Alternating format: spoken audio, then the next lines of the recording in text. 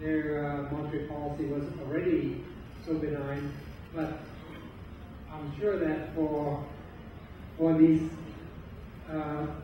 countries, these three countries around in the Mediterranean, monetary policy is now conducted, or at least has been conducted in the past 20 years, in a much more benign way. So that's an example where countries can maybe get together and jointly try to create a commitment mechanism if it's difficult to do individually.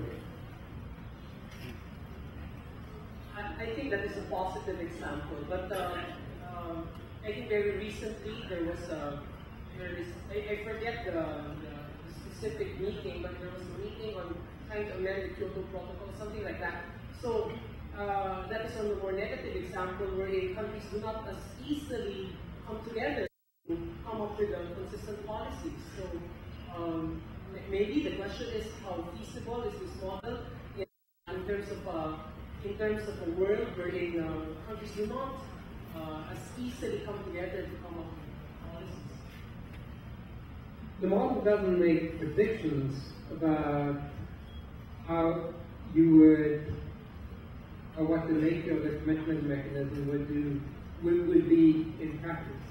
What it does is it points out this incentive, this unfortunate incentive for policy to change in the future.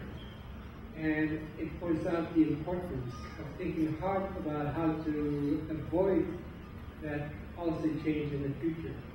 Exactly how that change will take place will surely, well, as I mentioned, we have come up with ways that have seemed to have been successful in the case of monetary policy or fiscal policy. It's still not so obvious.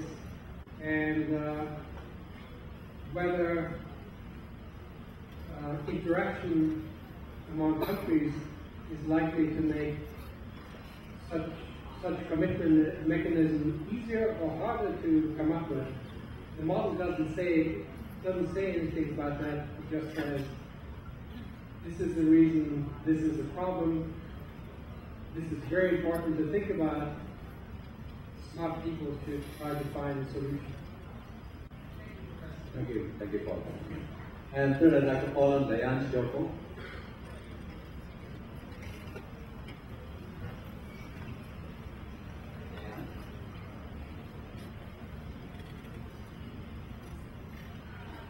Hi, sir. Hello. In your work, you talked about governments sticking to the rules rather than discretion.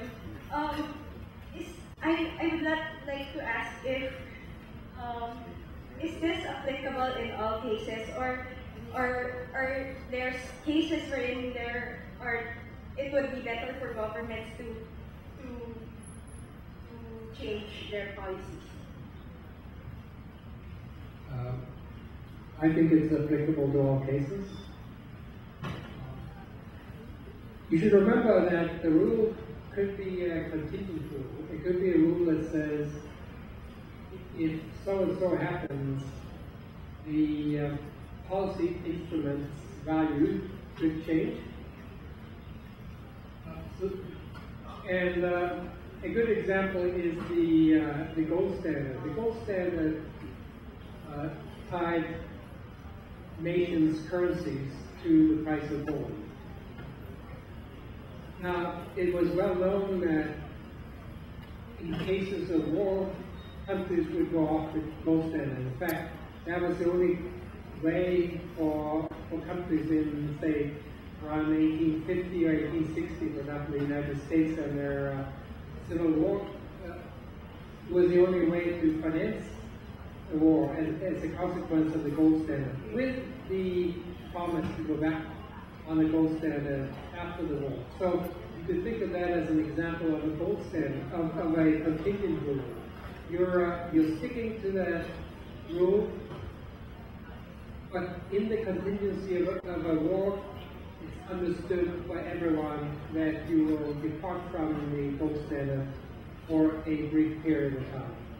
similar contingencies could be imagined in other circumstances. So I don't think of that as those as an example of changing the policy. It would be an example of changing the value or changing the instrument. Still well understood by everyone as a result of a contingency that everyone understands.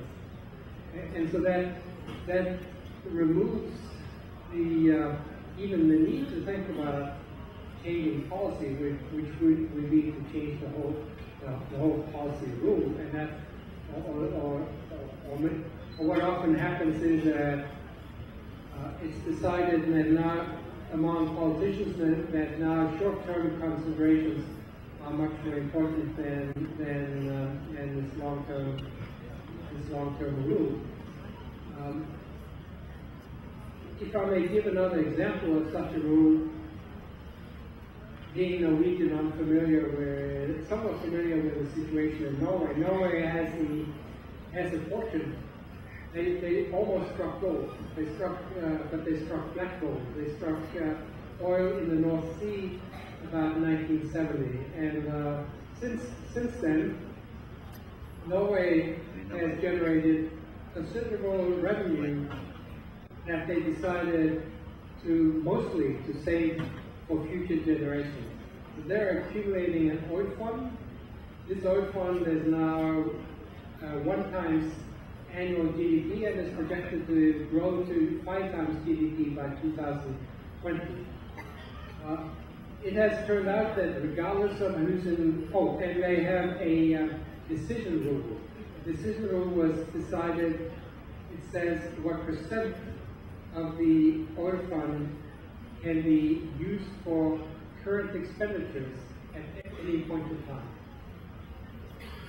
This decision rule the government has stuck to this decision rule regardless of who has been in power, whether the Labour Party was for some 4 or 8 year period, or a coalition of parties in the center or close or more towards the right. That's an example of a rule that is always under pressure, because there will be constituents who will point to the queues at hospitals for surgical procedures and so on. They point to needs for short-term expenditures, but the politicians have stuck to their rules. Such is one of the few examples in the fiscal area where such a rule really has been come up with and been successful. I don't know if I answered your questions. Sir, your best. Thank you, Dr. Dan. If I may add another comment here, I certainly admire the consistency and the discipline of the Norwegian political leaders. In this country, of course, like in many other free democracies, I guess, policy reversals are part of every change in administration. What's worse is policy reversals can happen within the same administration. But anyway, at this point, we would like to open the floor for questions from the general audience. Again, the same request that you please introduce yourself and your affiliation. Yes, please. If there are microphones on the aisles, please just raise your hand and approach the nearest mic.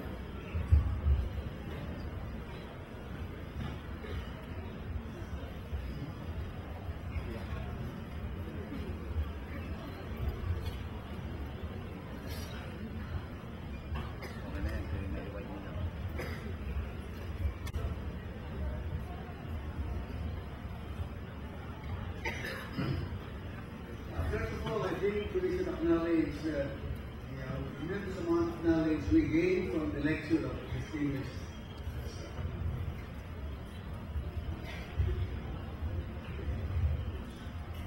I agree completely with the first part of the lecture, as well as with the last part. I think it is with the middle part where I'm not too sure I really understood the theoretical framework of the argument. I think that the private sector as an objective function is very clear. It is maximizing profit, implying maximization of revenue and or minimization of cost. The primal and the dual are consistent. Result, maximum profit at minimum cost. Now, Professor said that the government also has an objective and is also subject to a budget constraint. Now, that seems very easy to accept, except that the professor did not make clear what exactly is the government trying to maximize.